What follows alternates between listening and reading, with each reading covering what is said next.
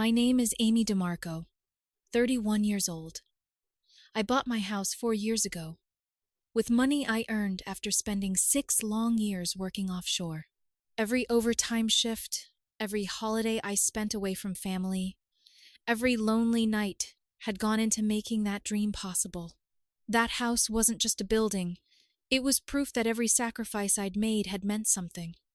Looking back now, I realized that owning it was the only reason I was able to walk away with my dignity. My boyfriend, Nathan Collins, moved in with me about 14 months ago, after we'd been together for 8 months. Back then, everything between us seemed effortless. Nathan had a successful career in pharmaceutical sales, and I admired that he was ambitious and financially independent. He contributed $800 each month toward groceries and utilities since I already owned the house outright and had no mortgage. We split everyday expenses fairly, laughed often, and talked about building a future together. At least, that's what I believed. If I had known how quietly betrayal begins, I would have paid closer attention to the little moments instead of waiting for one devastating scene. The first warning sign had a name: Olivia Carter. Nathan always described Olivia as his oldest friend. They had briefly dated during their freshman year of college, but supposedly realized they were better off staying friends. Whenever I looked uncomfortable, he would laugh softly and brush my concerns aside. "Amy," he'd say, squeezing my hand, "she's practically my sister." I wanted to believe him. I truly did. For months, Olivia barely existed beyond passing conversations. Nathan grabbed lunch with Olivia. Olivia sent him something funny. They've known each other forever. Nothing about that sounded unusual. I had male friends too, and I never wanted to become the insecure girlfriend who questioned every friendship. Trust, I thought, meant giving someone room to have a life outside the relationship. Then, around 6 months after Nathan moved into my home, things began changing so gradually that I almost convinced myself I was imagining it. Olivia stopped by one evening to return a book she'd borrowed. A few days later, she came over to help Nathan choose a birthday gift for his mother. Soon after that, I came home from work twice in the same week and found them sitting comfortably in my living room watching a television series. Their show. Not ours. Theirs.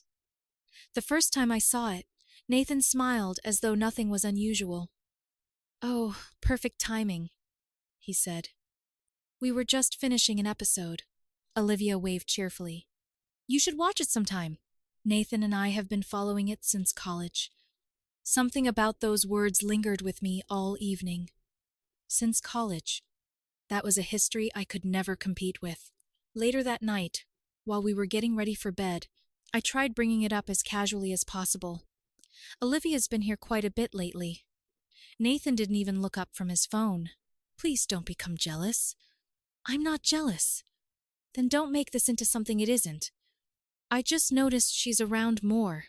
He sighed dramatically before setting his phone down. "Amy. She's family to me. Honestly, she's like my sister."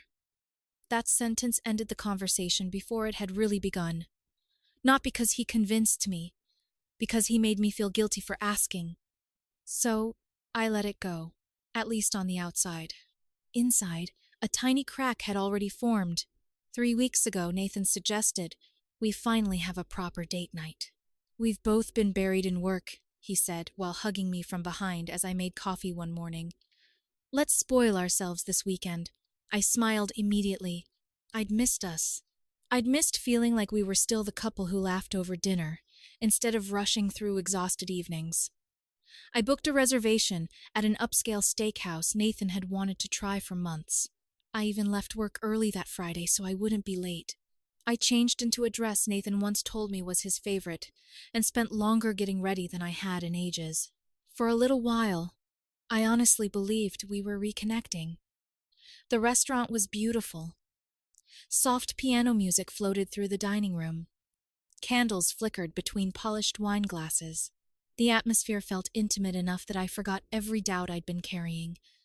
We ordered drinks, talked about vacation ideas, laughed about a coworker's embarrassing office story. Then Nathan glanced down at his phone. "Oh, By the way, something about those 4 words made my stomach tighten. I told Olivia she could join us. I blinked. You what? She's had a rough week. This is our date. I know. Then why would you invite someone else? It's not a big deal, Amy. His voice carried that familiar tone that somehow made me feel unreasonable for reacting at all. She'll probably just stay for appetizers.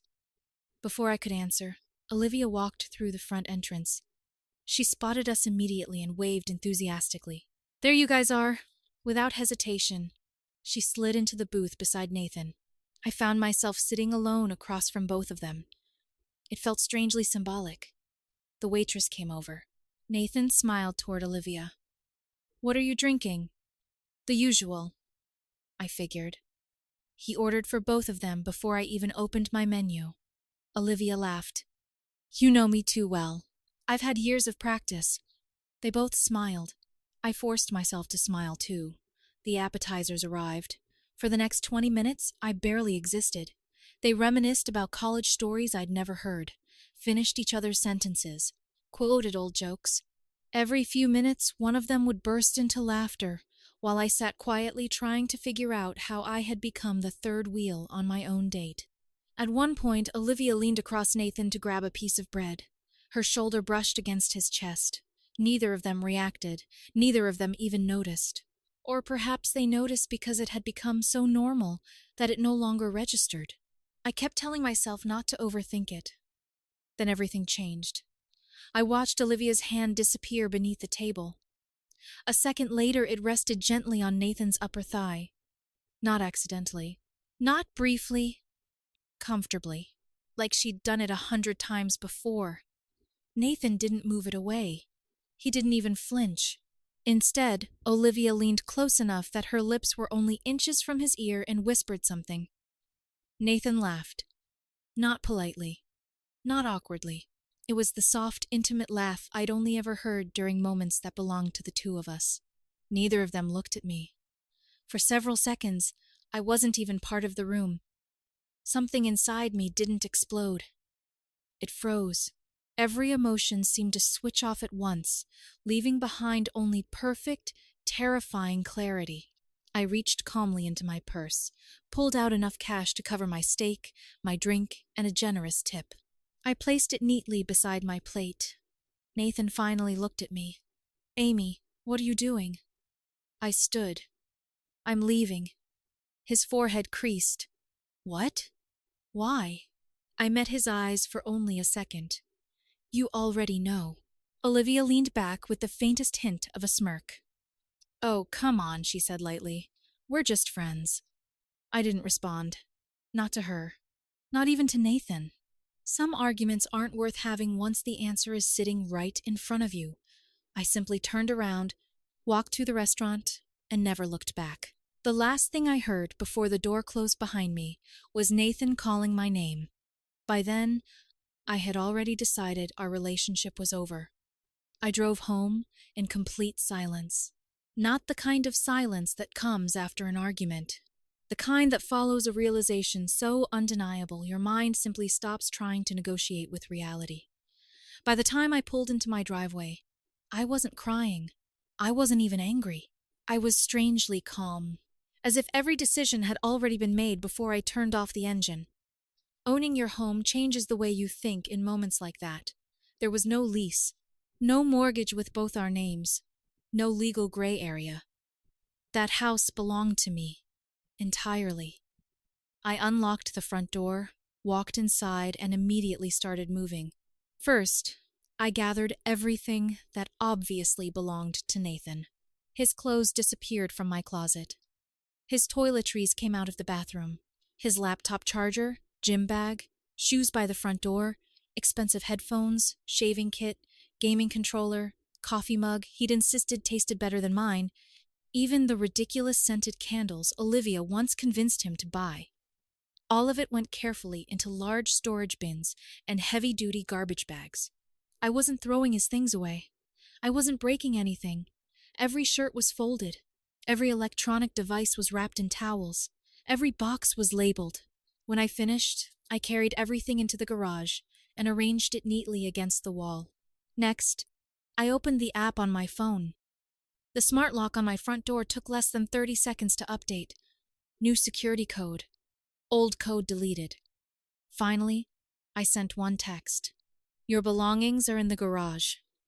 The entry code has been changed. We're done. I stared at the message for a moment.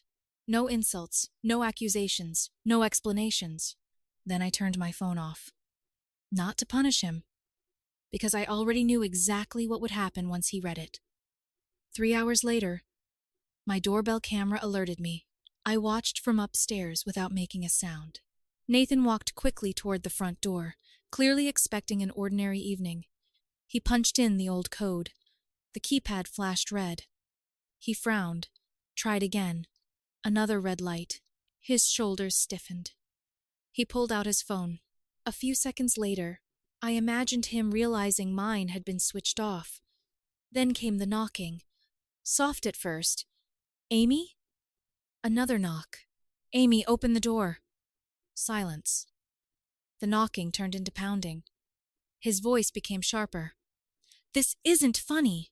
I remained upstairs, sitting quietly in my bedroom with a mug of coffee growing cold beside me. For the first time in months, the house felt peaceful. About 20 minutes later, another car pulled into the driveway. Olivia climbed out. She hurried toward Nathan, concern already painted across her face. What happened? She locked me out. What? I can't get in. She wrapped an arm around his back while he rubbed both hands through his hair in frustration. Watching them together, something finally clicked into place. The concern looked practiced, natural, instinctive, not like two friends trying to solve a problem, like two people who had been emotionally relying on each other for much longer than anyone wanted to admit. Olivia walked up to my front door and knocked herself. Amy! No answer. Can we please talk?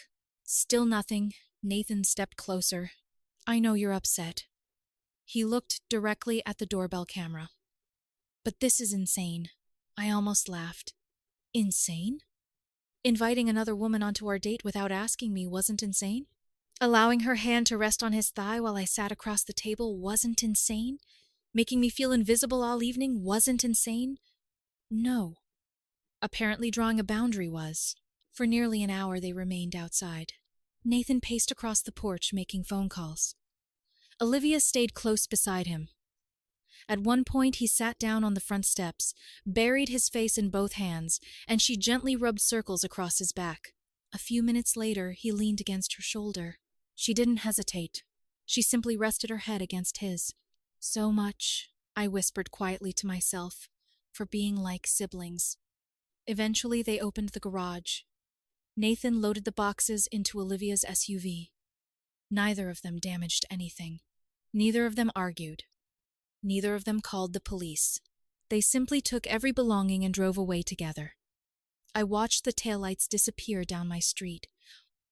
Only then did I allow myself to cry. Not because I regretted ending it, because I finally understood how long I'd been fighting for a relationship that only one of us was protecting. My phone remained switched off for almost 72 hours. Friends probably thought I was hiding. The truth was much simpler. I needed 3 days to remember who I was before every notification tried convincing me I was the villain.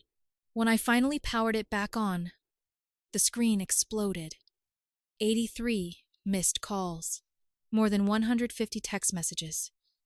Dozens of voicemails, emails, social media notifications. Almost every one of them came from Nathan. His first messages were desperate. Amy, please answer. This isn't what you think. Let's talk.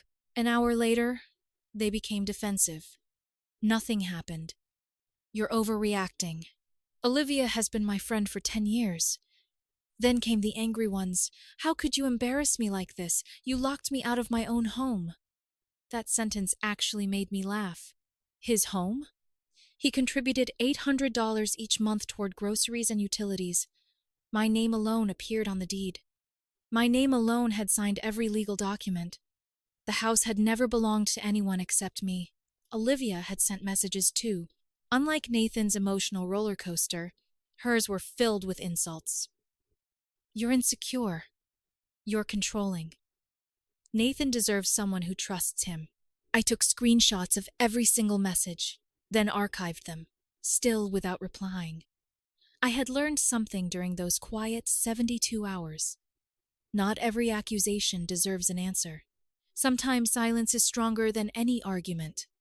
Unfortunately, the next battle wasn't coming from Nathan, it was coming from his family. Nathan's mother called first. Out of everyone in his family, she had always treated me kindly.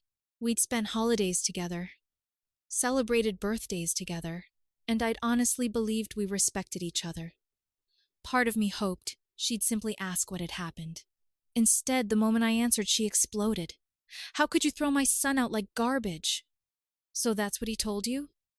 He said you completely lost control. Amy, I never imagined you could be so cruel. I closed my eyes for a second before speaking. Did Nathan tell you Olivia had her hand on his thigh during our date while she whispered in his ear? Silence. Only breathing. Finally, she answered quietly. He said she was comforting him. He's been under a lot of stress. I almost smiled. Interesting. I didn't know touching another woman's boyfriend like that was considered emotional support. She had nothing else to say. A few seconds later, the call ended. Nathan's father reached out that evening. Unlike his wife, he didn't accuse me of anything. His message was short. I don't know the whole story. I thought you were a good person. I'm sorry things ended this way. I stared at it for a long time. He wasn't choosing sides. He was simply acknowledging that something had gone terribly wrong. Then came Nathan's older sister. She surprised me by showing up at my house on Sunday afternoon. I recognized her through my doorbell camera and decided to answer. She stood on the porch looking uncomfortable. Amy, can we talk? For a minute. She sighed. I know my brother isn't perfect. No, he says this whole thing was one big misunderstanding. I folded my arms. Was Olivia touching his upper thigh a misunderstanding? She hesitated. He told us you took it out of context. What context makes that appropriate? She opened her mouth, then closed it again. Neither of us spoke for several seconds. Finally, she looked down at the porch. I don't know. Neither do I. She nodded slowly before walking back to her car. For the first time since everything happened, someone from Nathan's family had run out of excuses. I thought the worst was behind me. I was wrong. 2 days later, a certified envelope arrived at my house. It was from an attorney. Nathan's attorney. According to the letter, I had unlawfully removed him from his residence, denied him access to his belongings, damaged personal property, and violated his residency rights by changing the locks without proper notice. They demanded compensation. They also demanded immediate access to retrieve additional possessions. I read the letter twice. Then I laughed. Not because it was funny, because it was desperate. That afternoon, I called the same attorney who had handled my home purchase years earlier. After listening carefully to everything, he asked only a handful of questions. Is your name the only one on the deed? Yes. Did he ever sign a lease? No. Did you damage any of his belongings? Not at all. Do you have evidence? My entire driveway and garage are covered by security cameras. He chuckled softly. Amy, he doesn't have much of a case. He explained that Nathan had been living with me as a month-to-month occupant, contributing to household expenses, not as a co-owner. Every item had been returned. Nothing suggested illegal conduct. This letter is meant to scare you, my attorney said, not to win. Within 24 hours, he drafted a formal response. Professional, calm, direct. It included photographs of Nathan's belongings safely packed, timestamps from the security cameras, and documentation showing the property belonged solely to me. At the end, my attorney politely suggested they reconsider pursuing claims unsupported by either law or evidence. That was the last legal letter I ever received. But life had one more truth waiting for me. Remember how Olivia helped Nathan load every single box into her SUV that night? Remember how she comforted him on my front porch? She never stopped. About 2 weeks after our breakup, one of our mutual friends accidentally sent me screenshots before realizing I had already blocked both of them. Nathan had moved into Olivia's apartment. There they were, smiling together in her kitchen. His coffee mug sitting beside hers, his jackets hanging inside her closet, his shoes by her front door. The same man who had spent months telling me she was like a sister now looked perfectly at home living with her. 2 weeks. Just 2 weeks. A mutual friend called me that evening. I saw them together yesterday. And they're definitely acting like a couple. I looked out my living room window toward the sunset. I'm not surprised. After we hung up, I sat alone for a long time. People kept asking whether I felt vindicated, whether discovering the truth made everything easier. It didn't. I never wanted to be right. I wanted to be wrong. I wanted someone to explain what I'd seen at that dinner. I wanted to believe love had simply gone through a rough season. Instead, I had been watching the ending of my relationship while still believing I was in the middle of it. Months later, I finally understood something. The moment I quietly placed cash on that restaurant table, the relationship hadn't ended. It had already been over. I was simply the last person to realize it.